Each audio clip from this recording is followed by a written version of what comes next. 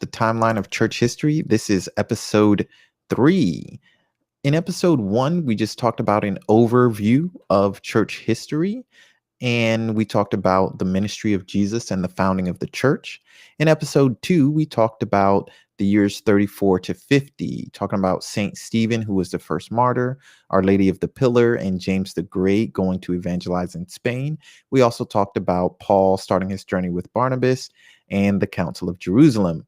Today, we're talking about Paul's epistles. We're talking about Thomas the Apostle, Nero, the Great Fire of Rome, Pope Linus, more about Nero, and the Gospel of Mark. So stay tuned. We're talking about the timeline of church history, episode 3. So let's get started with Paul's 7 undisputed epistles and exactly what is that about. So let's look it up real quick.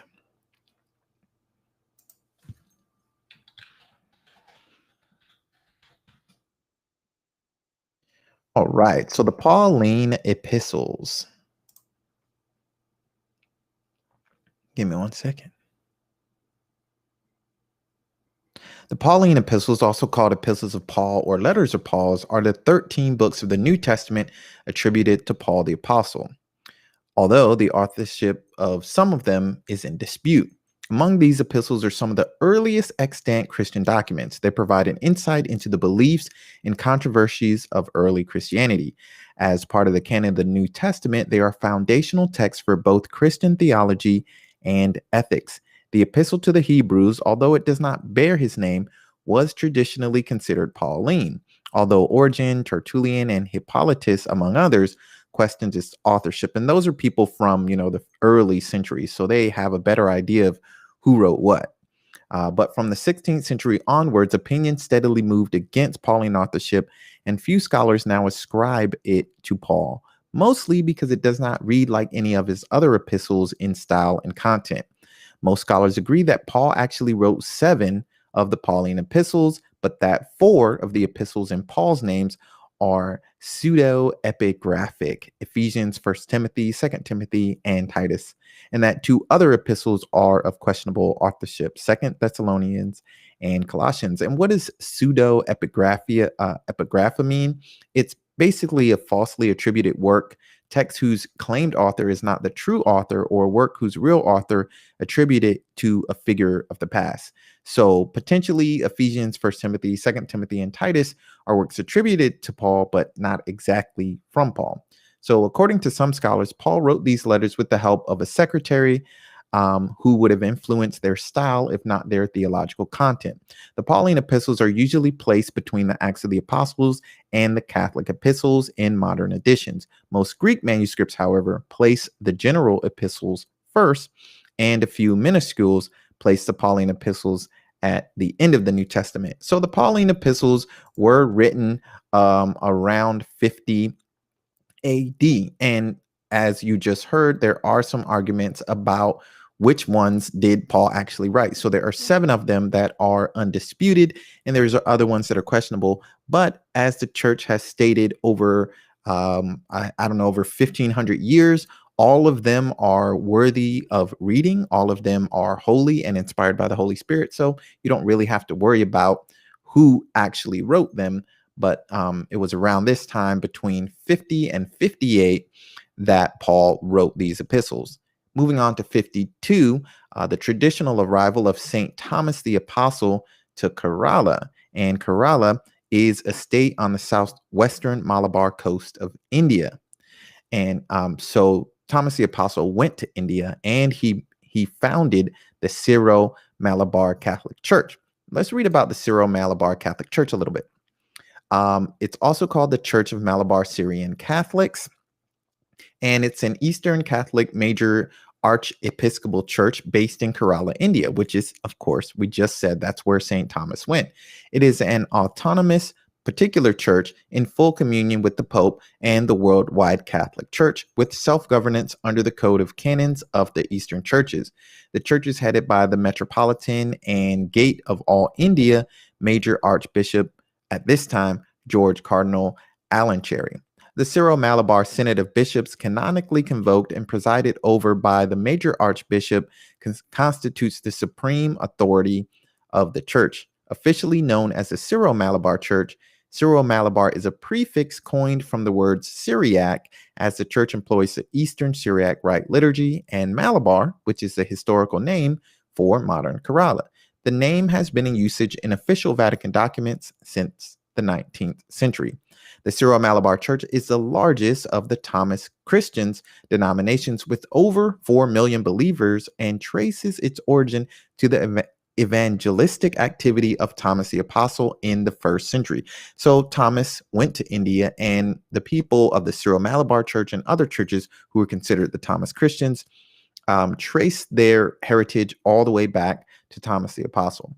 The earliest organized Christian presence in India dates to the 4th century, when Persian missionaries of the East Syriac Rite tradition, members of what later became the Church of the East, established themselves in modern-day Kerala and Sri Lanka.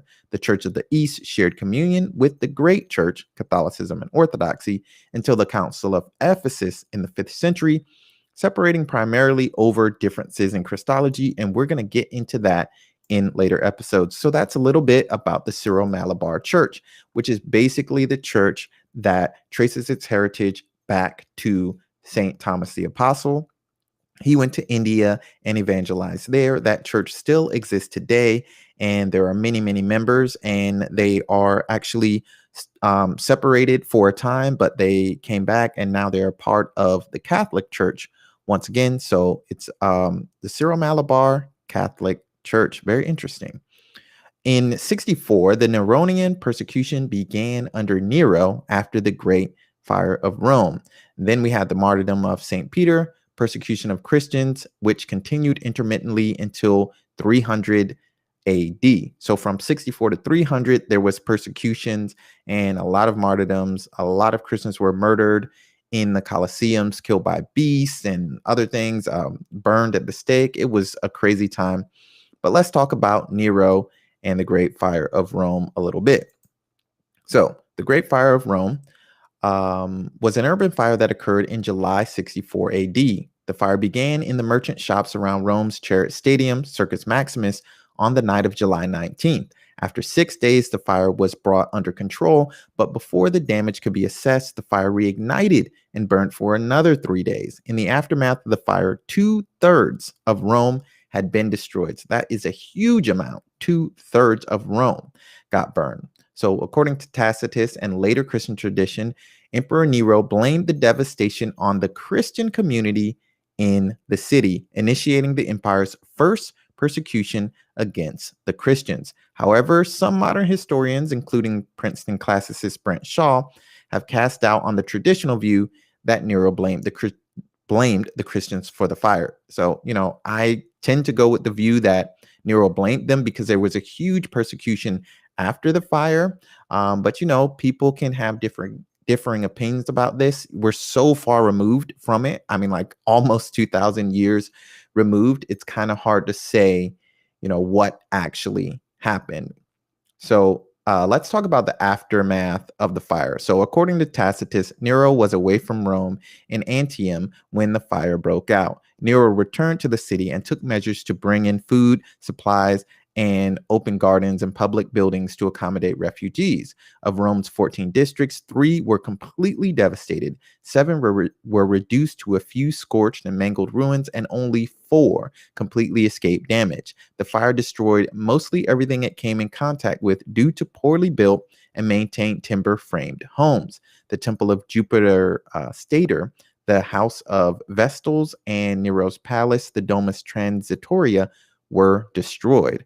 Also destroyed in the fire was the portion of the Forum where the Roman senators lived and worked. However, the open mall in the middle of the Forum remained and became a commercial center. The accusations of Nero having started the fire were further exacerbated by his quickness to rebuild burnt neighborhoods in the Greek style and to launch construction of his new palace.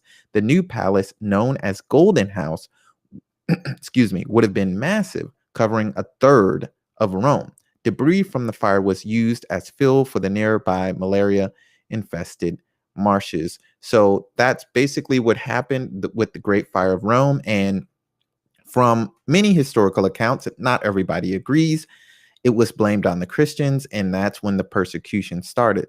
Also, at this time, we have the martyrdom of St. Peter. So let's go and look into that and see if I can find something here about the martyrdom of St. Peter.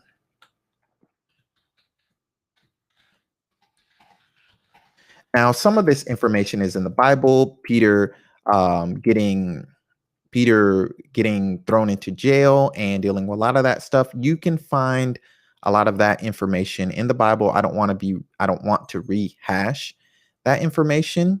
So I just want to go over information that specifically isn't in the Bible, that is just historically. And let's just search it. Martyrdom of Saint Peter. I don't have a Wikipedia page on it, but that's okay. We will find a solution. Next, we're going to talk about, where were we? Next, we're going to talk about the martyrdom of St. Paul, and we're going to talk about Pope Linus and more persecutions with Nero. So the martyrdom of St. Peter. No, this is about the picture. We don't want to talk about the picture. We want to talk about what happened. So let me find that. St. Peter. Oh, maybe it's under St. Peter's page. Okay, let's see here. Biographical accounts, connection to Rome, death and burial. Here we go. Okay. In the epilogue of the Gospel of John, Jesus hints at the death by which Peter would glorify God, saying, quote, "When you're old, you will stretch out your hands and another will dress you."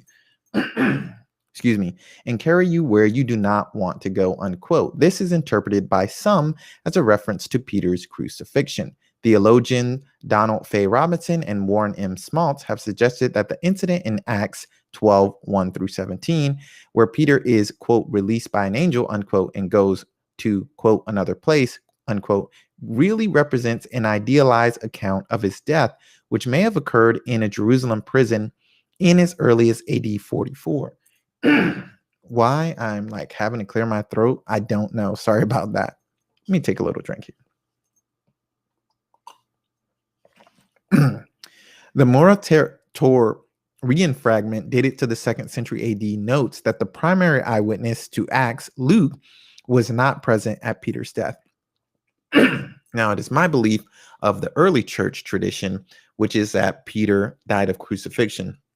Although, we don't really have firsthand accounts, so we have to go by tradition as much as possible, and the scholars can debate all they want. I'm not into that.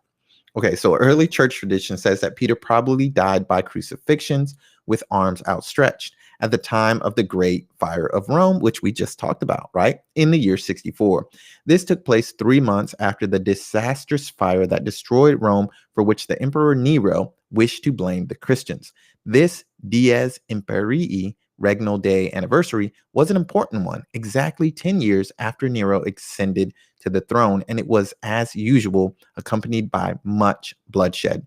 Traditionally, Roman authorities sentenced Peter to death by crucifixion. In accordance with the apocryphal Acts of Peter, he was crucified head down. And if you want to learn more about that, you can actually check out the Acts of Peter, which is one of the earliest of the apocryphal Acts of the Apostles. The majority of the text has survived only in Latin translation of the Vercelli manuscript under the title Actus Petri cum Simoni. It is mainly notable for a description of a miracle contest between, between St. Peter and Simon Magus, and as the first record of the tradition that St. Peter was crucified head down. You can check that out. I believe there is a translation of it into English. Yes, so on the Wikipedia page, you can find a translation of the Acts of Peter in English if you wanted to check that out. That's where it was first written that Peter was crucified head down. Tradition also locates his burial place where the Basilica of St. Peter was later built, directly beneath the basilica's high altar. So The story goes that, and we're getting into the future a bit, but that's okay. We're going to hop back and forth. But the story goes that Constantine, after he won the Battle of Milvian Bridge against, I believe it was Maxentius, because he saw the symbol of Jesus in the sky, and Jesus said, "In hoc signo vinces," with this sign you will conquer. He won the battle. He became the emperor of both parts of the empire, because Rome at that time had two parts, Eastern and Western, and there were two different emperors. There was Maxentius for one part, where Rome was actually the capital, and Constantine for one part, where there was a different capital. Constantine wanted it all. And through Jesus, he was able to get it all, and he gave Christians freedom to worship. One of the things he did was he built a church for St. Peter on top of what was traditionally known as Peter's burial place, which is the Basilica of St. Peter, which still stands today. And he built a church for St. Paul, which we'll talk about when we get to St. Paul's death. Okay, so Pope Clement I, in his letter to the Corinthians, which was written around 80 to 98, speaks of Peter's martyrdom in the following terms. Quote, "Let us take the noble example of our own generation. Through jealousy and envy, the greatest and most just pillars of the church were persecuted and came even unto death. Peter, through unjust envy, endured not one or two, but many labors, and at last, having delivered his testimony, departed unto the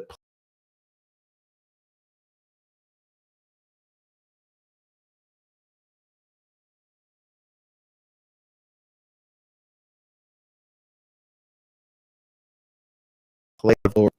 And my computer might be, but they say that you're supposed to put AD first because it's Anno Domini, the year of our Lord 80.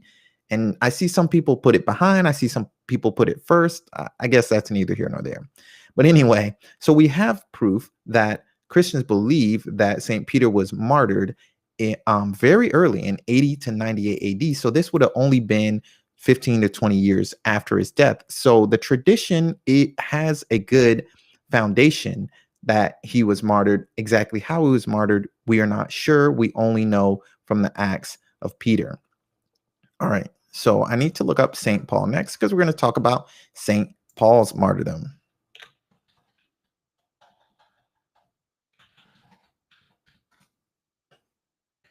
And we are also going to talk about Pope Linus becoming the second pope after St. Peter. But first, let's talk about St. Paul being martyred outside of the walls.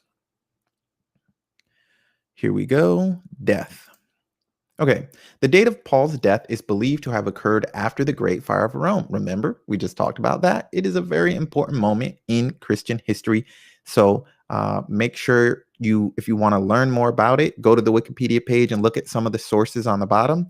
It's a very interesting time in Rome's history, and it is a very important time in Christian history because it's right after that Great Fire of Rome that St. Peter and St. Paul are both martyred, and they're some of the most important saints in all of Christian history. So it is a very strange and interesting time.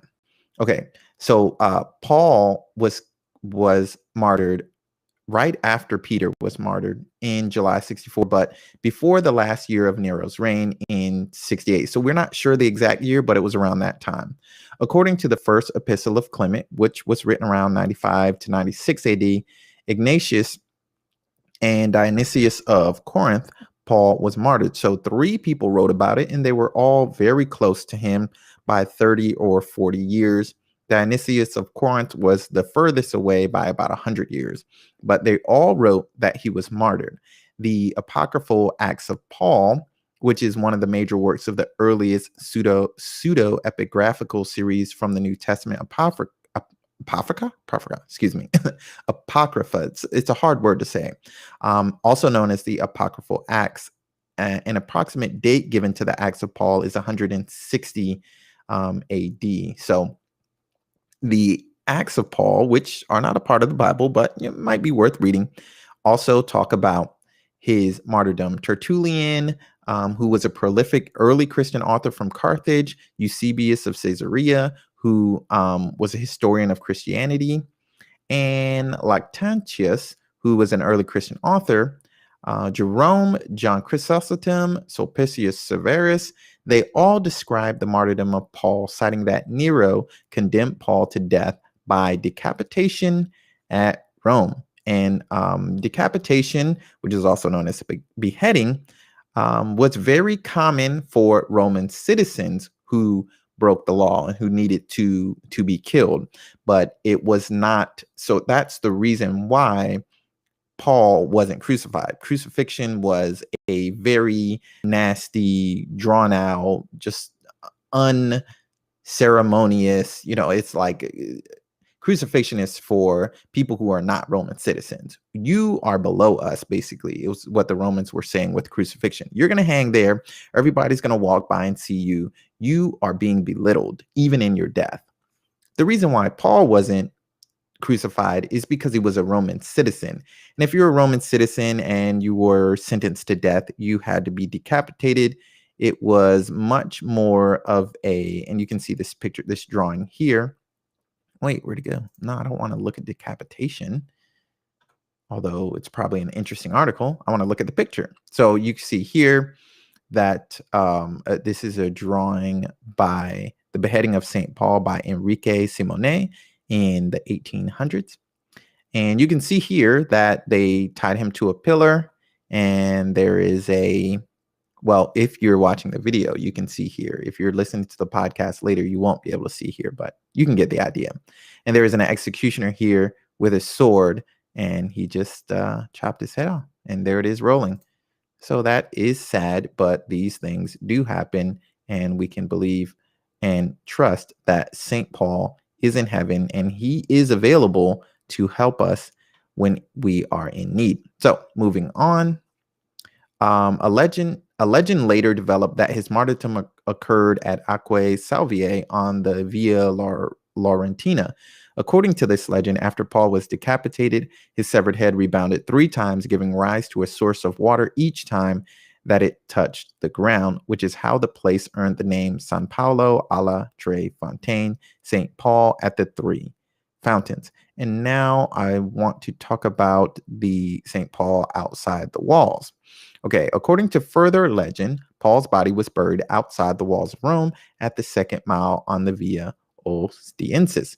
And the Via Ostiensis was an important road in ancient Rome. It ran west 30 kilometers, which is 19 miles for Americans, from the city of Rome to its important seaport of Ostia Antica, from which it took its name. The road began near the Forum Boarium, ran between Aventine Hill and the Tiber River. So on the estate owned by a Christian woman named Lucinia, and that's where Paul's body was buried. It was here in the 4th century that the Emperor Constantine the Great, remember I talked about him a little bit, and we will talk about him more when we get to the 300s, which is a few episodes away. So he built a church there. And between the 4th and 5th centuries, it was considerably enlarged by Emperors Valentinian II, Theodosius I, and Arcadius. The present-day Basilica of St. Paul outside the walls was built there in the early 19th century. And let's check out St. Paul's outside the wall a little bit. So the Papal Basilica of St. Paul outside the walls, commonly known as St. Paul's outside the walls, is one of Rome's 4 ancient papal major basilicas, along with the Basilica of St. John in the Lateran, St. Peter's, which we just talked about, and St. Mary Major. The basilica is within Italian territory and not the territory of the Vatican City-State, but the Holy See owns the basilica. We're going to talk about the Vatican City-State and the Holy See much later. That's not until actually the 19th century. It is a very interesting story, though. So the Holy See owns the basilica, and Italy is legally obligated to recognize its full ownership and to concede to it the, quote, immunity granted by international law to the headquarters of the diplomatic agents of foreign states, unquote. So yeah, St. Paul's outside the wall. Let's talk about it a little bit more. Why not? In 386, Emperor Theodosius I began erecting a much larger and more beautiful basilica with a nave and 4 aisles with a transept. So Emperor Constantine built it at first. It was very nice, large church. But Emperor Theodosius after him made it even better. It was consecrated around the year 402 by Pope Innocent I. The work, including the mosaics, was not completed until Pope Leo I's pontificate, which was around 440, so about 40 years later. In the 5th century, it was larger than the old St. Peter's Basilica. The Christian poet Prudentius, who saw it at the time of Emperor Honorius, which is around 395 to 423, describes the splendors of the monument in a few expressive lines. Under Leo I, extensive repair work was carried out following the collapse of the roof on account of fire or lightning. In particular, the transept, the area around Paul's tomb, was elevated and a new main altar and presbytery installed. So, I mean, we could really geek out on architecture and church, the history of church architecture, which is, oh man, just blows your mind how much detail and thought went into how they designed these churches. You can see a picture here of the facade of the current St. Paul outside the walls. We have a statue of St. Paul, and you can go on Wikipedia and see all this stuff just as I do. And why do I use Wikipedia as the source? Some people might ask. Me being a teacher, me having a master's degree in education, why would I use Wikipedia? Isn't it, the devil's website? You're not getting real sources from here, right? That's not true at all. And actually, when I got my degree, I used Wikipedia a lot. If I wasn't using journal articles like educational journals, scientific journals, I was using Wikipedia.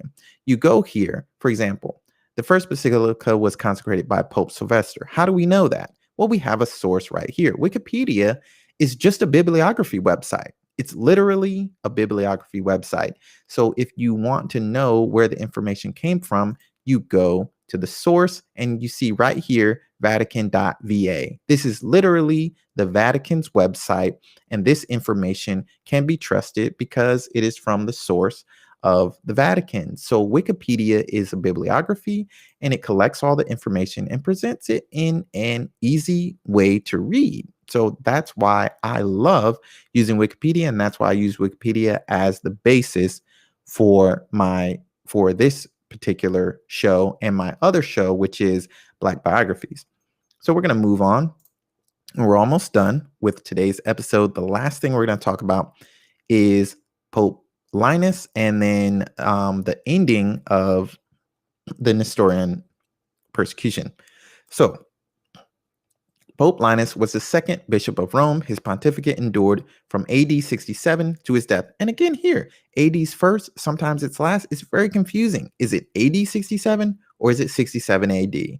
I mean, I'm not sure. Okay, among those who have been pope, Peter, Linus, and Clement are specifically named in the New Testament. I bet you didn't know that. Peter, Linus, and Clement are in the New Testament. They're the first 3 popes. Linus is named in the valediction of the second epistle to Timothy as being with Paul the Apostle in Rome near the end of Paul's life. So the earliest witnesses to the episcopate of Linus was Irenaeus, who in AD 180 wrote that the blessed apostles then, having founded and built up the church, committed into the hands of Linus the office of the episcopate. So very early on in AD 180, which is not that far removed, about 100 years from the events that happened, they were already writing about and saying that Linus was the second pope. There was a pope in the early church who is just the leader, the leader of the whole church. That's all a pope is. And some people might argue, well, there was no pope, or there was a pope, but it changed over the years. We have evidence from very, very, very early on that there was a pope and there was a line of popes. Linus was the second one. The Oxford Dictionary of Popes mentions that according to the early succession list of bishops of Rome passed down by Irenaeus and Hegesippus and attested by the historian Eusebius, he was entrusted with his office by the apostles Peter and Paul after they had established the Christian church in Rome. By this primitive reckoning, he was therefore the first pope, but from the late 2nd or early 3rd century, the convention began of regarding Peter as the first pope. So they put Linus in charge of the church in Rome, which technically made him the pope. But as we all know, Jesus made Peter the first pope, the first person in charge of the church. So Linus is the second pope. Jerome described Linus as the first after Peter to be in charge of the Roman Church, and Eusebius described him as the first to receive the episcopate of the church at Rome after the martyrdom of Paul and Peter. John Chrysostom wrote that, quote, this Linus, some say, was second bishop of the Church of Rome after Peter, unquote, while the Liberian Catalog described Peter as the first bishop of Rome and Linus as his successor in the same office. The Liber Pontificalis, which is a book of biographies of popes from St. Peter until the 15th century, also enumerated Linus as the second bishop of Rome after Peter, and of course the bishop of Rome at the time of this recording, and the pope is Pope Francis. But the Liber Pontificalis stated that Peter consecrated two bishops, Linus and Cletus, for the priestly service of the community, while devoting himself instead to prayer and preaching, and that it was Clement to whom he entrusted the universal church and appointed as his successor. And of course, Pope Clement I, also known as Saint Clement of Rome, is listed by Irenaeus and Tertullian as well as the Bishop of Rome. He held that office from 88 to 99. We're going to get into him later in another episode. Tertullian also wrote of Clement as the successor of Peter. Jerome named Clement as the fourth bishop of Rome after Peter, if indeed the second was Linus and the third Anacletus, although most of the Latins think that Clement was second after the apostle. The Apostolic Constitutions, which is a Christian collection of 8 treatises which belong to the church orders, note that Linus, whom Paul the Apostle consecrated, was the first bishop of Rome and was succeeded by Clement, whom Peter the Apostle ordained and consecrated. So if we want to go in order, we have Peter, then Peter was martyred, and then we have Linus, who was the second pope, and we have Clement. And we actually have a list of all the popes, and there's a great book that I read. Oh, I forgot to do this because I got all my stuff down here. There's a great book that I read that actually talks about every single pope. And it is very interesting. It's a quick read because they didn't want to bog you down with all information about every single pope. So it's like a quick, okay, we're just going to give you a few pages of each pope. It's 3 books, but it's a very easy read and very interesting. Very interesting. Okay, so let's go back. And now we're going to talk about the Neronian persecution ending with the suicide of Nero. And the suicide of Nero is an interesting topic. So let's talk about that a little bit. Then we'll talk about the finishing of the gospel. And then that's going to be it. So let's see right here. First Jewish War, pursuits, later years. Here we go. Nero's death. Okay. So there were a lot of problems going on in Rome at the time. Nero eventually fled Rome with the intention of going to the port of Ostia, and from there to take a fleet to one of the still loyal eastern provinces. So people were revolting against him. And according to Suetonius, Nero abandoned the idea when some army officers openly refused to obey his commands, responding with a line from Virgil's Aeneid, quote, "It is so dreadful a thing then to die." Is it so dreadful a thing then to die? Unquote. Nero then toyed with the idea of fleeing to Parthia, throwing himself upon the mercy of Galba, or appealing to the people and begging them to pardon him for his past offenses. And if he could not soften their hearts, to entreat them at least to allow him the prefecture of Egypt. Suetonius reports that the text of this speech was later found in Nero's writing desk, but that he dared not give it from fear of being torn to pieces before he could reach the forum.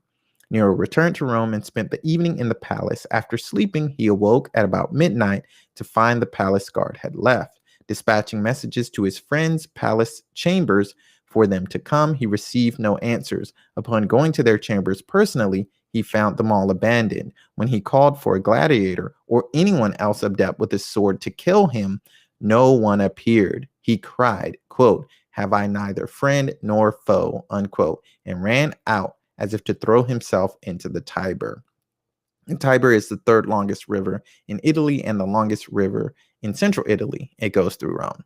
So returning, Nero sought a place where he could hide and collect his thoughts. An imperial freedman offered his villa. Traveling in disguise, Nero and 4 loyal freedmen reached the villa, where Nero ordered them to dig a grave for him. At this time, a courier arrived with a report that the Senate had declared Nero a public enemy, that it was their intention to execute him by beating him to death, and that armed men had been sent to apprehend him for the act to take place in the Roman Forum. So let's stop a little bit and talk about why Nero is important. Nero was kind of crazy. He did a lot of crazy things, and I don't want to go too far into Nero because that's going kind of into the weeds of things that aren't specifically important to church history. But Nero himself is important to church history because part of his crazy things that he did was persecute Christians, and he got a lot of people to go along with that, and a lot of the other crazy things that he did. But a lot of the pagans wanted to go along with the persecution of Christians because Christians were raising so much money. They were starting to build churches, and they were doing all these charitable things. And people were going away from the pagan religions, and they're like, this is not cool. They're worshiping some god we don't know about, and this god tells them not to worship other gods. So yeah, we're down with you, Nero. Let's get rid of the Christians. But when Nero came up with all this other crazy stuff, which is probably a part of him persecuting Christians, he probably, his guardian angel went away, so he doesn't really have any protection from God anymore, similarly to what happened with Pharaoh in Egypt. So I don't want to go into the weeds too much about Nero, but a little bit of his life and his death are important because the persecution ended when he died. So that's why we're going over his death a little bit. So the Senate was actually reluctant and deliberating on the right course of action, as Nero was the last member of the Julio-Claudian family. Indeed, most of the senators had served the imperial family all their lives and felt a sense of loyalty to the deified bloodline, if not to Nero himself. The men actually had the goal of returning Nero back to the Senate, where the Senate hoped to work out a compromise with the rebelling governors that would preserve Nero's life so that at least a future heir to the dynasty could be produced. Nero, however, did not know this, and at the news brought by the courier, he prepared himself for suicide, pacing up and down, muttering, "Qualis artifex perio," what an artist dies in me. Losing his nerve, he begged one of his companions to set an example by killing himself first. At last, the sound of approaching horsemen drove Nero to face the end. However, he still could not bring himself to take his own life, but instead forced his private secretary to perform the task. And that was it. Nero died. And with his death came the end of Christian persecution, which was a good thing. Now, the Christian persecution kind of started again with different emperors, but the main persecution that he had started ended with him, and thank goodness it did. And now we're going to talk about in the year 69, the Gospel of Mark was completed. And we know what the Gospel of Mark is, right? We don't have to talk about that much, but we can talk a little bit about the historicity because we're talking about history in this podcast. So in the 19th century, it became widely accepted that Mark was the earliest of the Gospels and therefore the most reliable source for the historical Jesus. But since about 1950, there's been a growing consensus that the primary purpose of the author of Mark was to announce a message rather than to report history. The idea that the gospel could be used to reconstruct the historical Jesus suffered two severe blows in the early part of the 20th century, when William Reid argued strongly that the messianic secret motif in Mark was a creation of the early church rather than a reflection of the historical Jesus, which I don't agree, but we can talk about it anyway. And in 1919, when Carl Ludwig Schmidt further undermined its historicity with his contention that the links between episodes are the invention of the writer, meaning that it cannot be taken as a reliable guide to chronology of Jesus' mission. Both claims are widely accepted today, not accepted by me. So one thing you have to look out for when you're looking into Bible history, and this is a really tricky thing, and that's why I'm doing commentary with my history, right? One tricky thing you have are people who are quote unquote experts. Me, I'm not an expert. I'm not. I'm reading from Wikipedia, which has a huge bibliography, and it has been researched and sourced. And, just in halfway down the page, we have 19 sources already. And these sources are just wonderful, great books that you can look into and research more for yourself. But once you start reading more and more and more and you take history out of the context of the tradition, yes, sometimes you need to do that. But for the most part, the people who were there and wrote things then, they know what happened. But what scripture scholars and historical scholars want to do is take the miraculous aspects and out of Jesus and try to figure out, well, who really was Jesus? He was just some guy. So how can we figure out based on the gospels who he was? And they can't do it. Why can't they do it? Because Jesus wasn't just some guy. Jesus was, he did miracles. He claimed himself to be God, and as I believe he is God, and that's what the gospels say. So they can't, they can't mix those two things together, because for them there are no miracles. There is no one who can just be God. So when you look into these things, you need to make sure when they say it's like an expert or historical expert or whatever, and just if it sounds funny to you, then sometimes either look more into it and see who wrote it, but sometimes you can just throw it away. Just forget it. Like this, they don't believe that Mark was first, which really isn't super important if Mark was first or not. But saying that they don't believe Mark is a good history for Jesus is ridiculous, because one of the things about like Alexander the Great, which I love the stories I learned about him in school, but one of the things they don't tell you in school is they weren't writing about Alexander the Great for hundreds of years. We don't have a biography of Alexander for hundreds of years. These biographies of Jesus came out within decades. Like Jesus was dead for 10, 20 years, and the gospels were being written. They were being written like right after he, ascended into heaven. So how can you say there are not good historical accounts? But you're going to look at Alexander the Great, whose stories were written 200-300 years after, or for example, Siddhartha Gautama, whose stories were written 500 years after he died. You say these are good historical accounts, but the gospels, not so much. I mean, come on, give me a break. Just my opinion, but I believe in this instance, I'm right, just looking at the facts, that the gospels were written very shortly after Jesus died. The stories of other historical figures from that time period were written hundreds of years after they died. So the gospels are good historical accounts because they were firsthand accounts written by the people who were there right after the things happened. So we're going to move on from the Gospel of Mark, and we're going to go to our last point today, which is the fall of Jerusalem. Some words I just can't say today. I don't know what's going on with that. The fall of Jerusalem and the destruction of the temple. So let's look into that. Let's see. Okay, Herod's temple. Second temple Judaism. Trying to find it here. Destruction. Here we go. In 66, it's not CE. I don't even know. Common Era. What is Common Era? The era that was common after Jesus. It is AD 66. The Jewish population rebelled against the Roman Empire. 4 years later, on the 4th of August in AD 70, the 9th day of Av, and possibly the day of which Tisha B'Av was observed, or the 30th of August, AD 70, Roman legions under Titus retook and destroyed much of Jerusalem and the Second Temple. The Arch of Titus in Rome was built to commemorate Titus' victory in Judea. It depicts a Roman victory procession with soldiers carrying spoils from the temple, including the menorah. The menorah is a 7-lamp ancient Hebrew lampstand made of pure gold and used in the portable sanctuary set up by Moses in the wilderness and later in the temple in Jerusalem. And if you've seen one, you know exactly what I'm talking about. According to an inscription on the Colosseum, Emperor Vespasian built the Colosseum with war spoils in AD 79, possibly from the spoils of the Second Temple.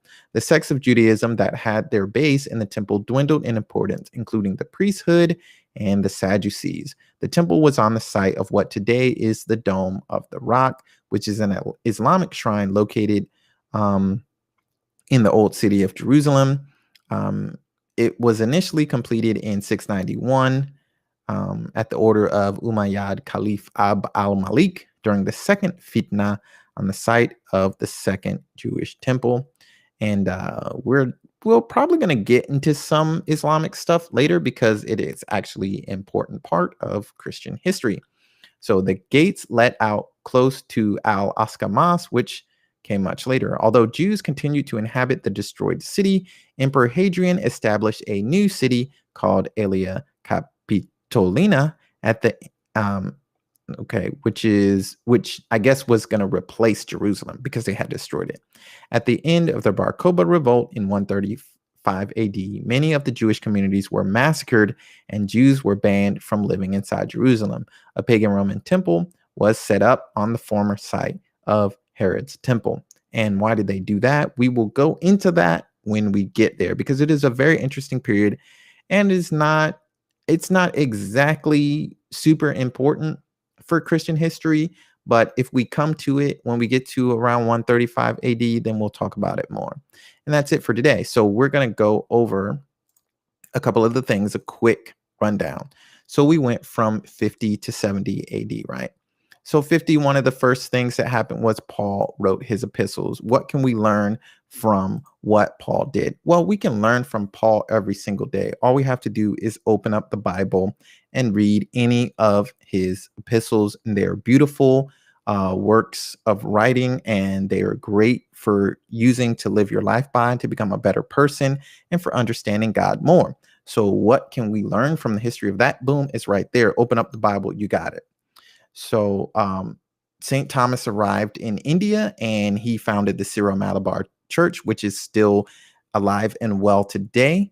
And what can we learn from that is that somebody from 2000, the God is so powerful and so amazing. Can you imagine this? St. Thomas went to India over 2000 years ago, and there is still a church there that can trace its roots all the way back to him.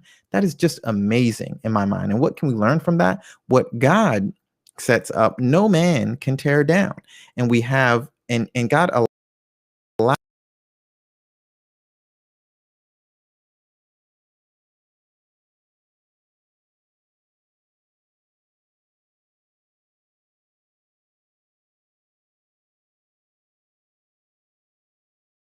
people might walk away from them and try to build another house elsewhere, but that doesn't mean the foundation still isn't there. And it's just so amazing that St. Thomas went to India in AD 52, and there is still a church there that traces its roots all the way back to him in AD 2020. So what can we learn from that? If you're on the rock of Christ, you cannot go wrong, and whatever you build there will last for thousands of years.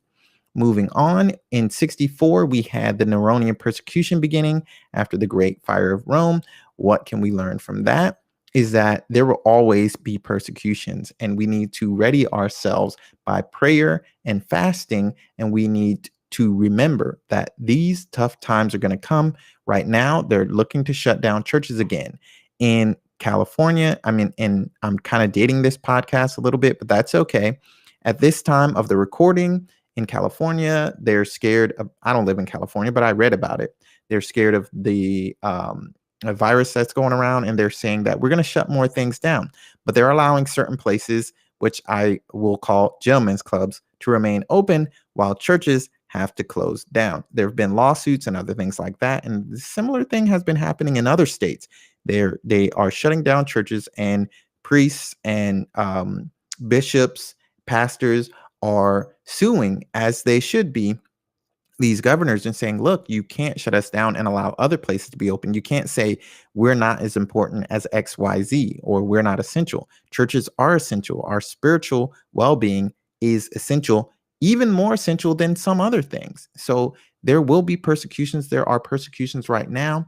You have to be prepared for them by praying and fasting and staying close to the rock that is Christ.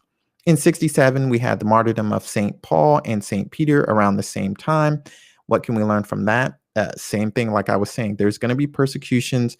Sometimes they're going to ramp up and be very violent. Sometimes they're going to be white persecutions, which means that it's just harder to get a job. It's harder to go to church. They don't want you to show your faith openly. That's the white martyrdom. The red martyrdom is, of course, when you get killed. And nobody wants that. But all martyrdoms are chance for us to prove ourselves to God. He allows it so that we can become holier. In 67, Pope Linus becomes the second pope after St. Peter because St. Peter was crucified. In 68, what can we learn about Pope Linus? Well, we can learn from this that God doesn't leave us alone. God puts things in place that are going to lead us to holiness. He did it with the Jews, with the temple, and he had the Aaronic priesthood, and those priests were leading the Jewish people, or were supposed to lead the Jewish people to holier and holier places. Same thing. Jesus left the church with the Pope, and the popes were supposed to lead, the faithful to holier and holier places. Sometimes they do, sometimes they don't. Sometimes we got good popes, sometimes we got really, really bad popes. Right now, it's kind of a in between pope, in my opinion. Some people really love Pope Francis. I'm like kind of in between on him. Sometimes he says great stuff, and I'm like, yes, awesome. Sometimes he's says some stuff that I just have to shake my head at. So, God allows that. He is the rock, Christ is the rock, but he also allows leaders to be in place that are supposed to lead us to become holier. But hey, even they can fall. But anyway, Pope Linus was the second pope. And then we talked about the Neronian persecution ending when Nero committed suicide. And what we can learn from that is that, of course, suicide is bad. Okay. Nobody should commit suicide.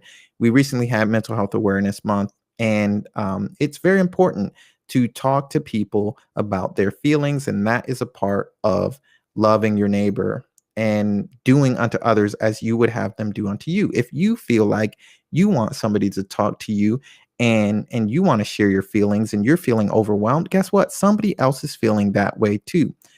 And Nero just went over the deep end. He did a whole bunch of crazy stuff, and he persecuted Christians, and he lost his angel. He lost the protection from God.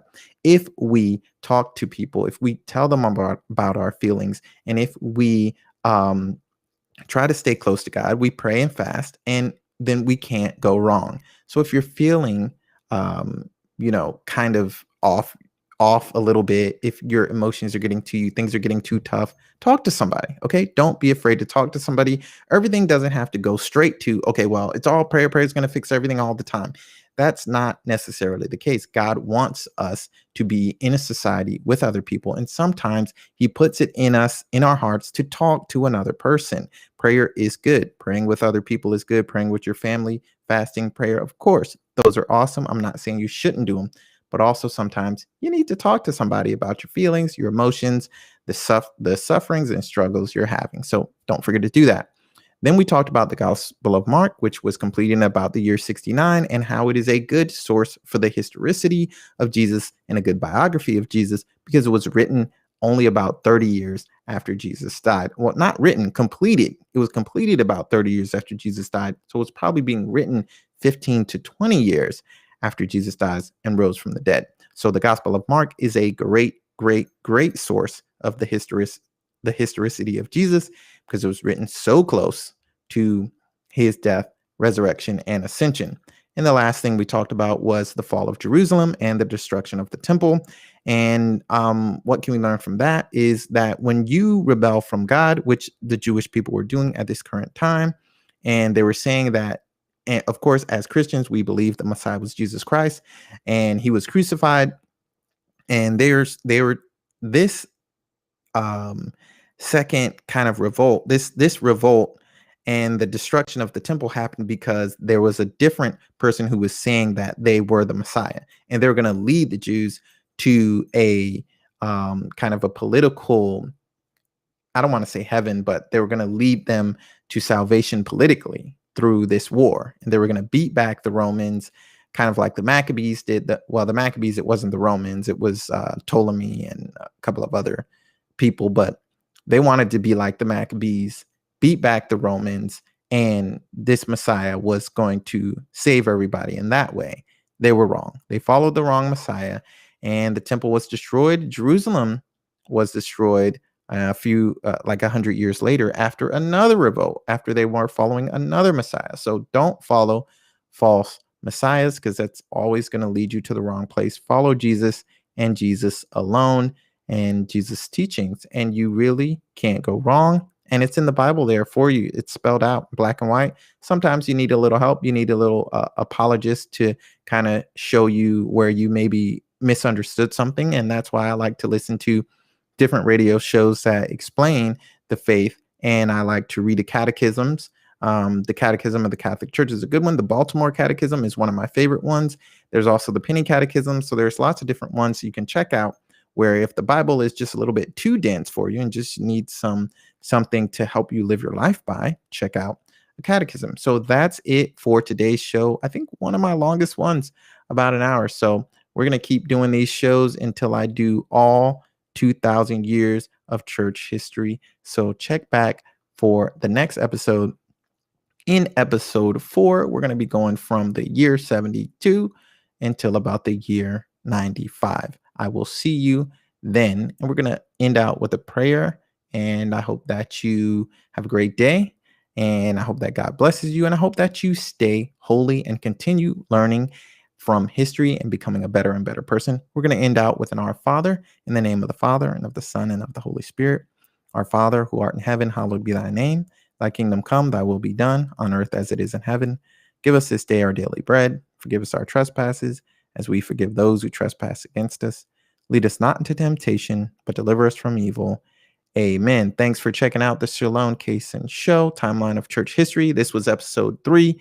Check out the other 2 episodes if you haven't already, and more will be coming at least once a week. God bless, and until next time, stay holy, my friends.